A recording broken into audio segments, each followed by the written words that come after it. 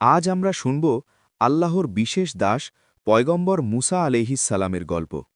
একসময় ছিল মিশরে ফেরাও তার জনগণকে অত্যাচার করত।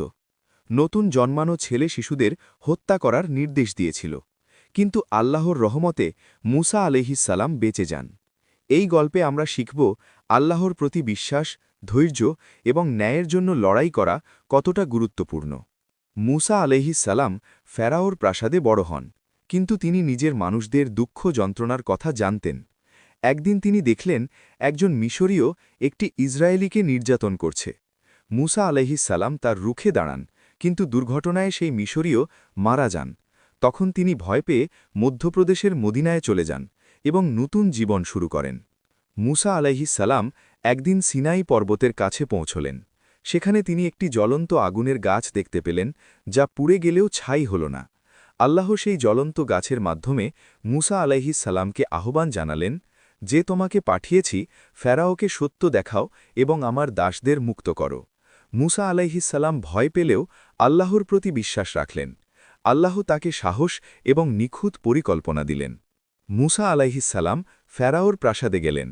আল্লাহর চিহ্ন দেখিয়ে তিনি বললেন, আমার প্রতিশ্রুতি মেনে ফেরাও, তোমার জঙ্গলে ন্যায় ও শান্তি আনো।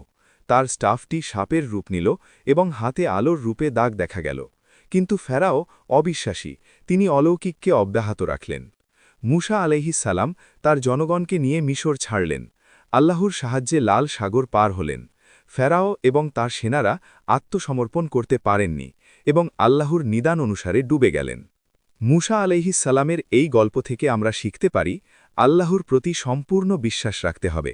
কঠিন সময়েও অন্যায়ের বিরুদ্ধে দাঁড়াতে হবে। ধৈর্য ও সাহস কখনো বৃথা যায় না। আজও আমরা আমাদের জীবনে এই শিক্ষা কাজে লাগাতে পারি।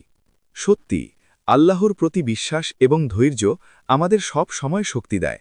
পয়গম্বর মুসা আলাইহিসসালামের গল্প আমাদের শেখায় যে ন্যায় ও ভালো কাজের জন্য লড়াই করা উচিত, আর আল্লাহ আমাদের সঙ্গে থাকবেন।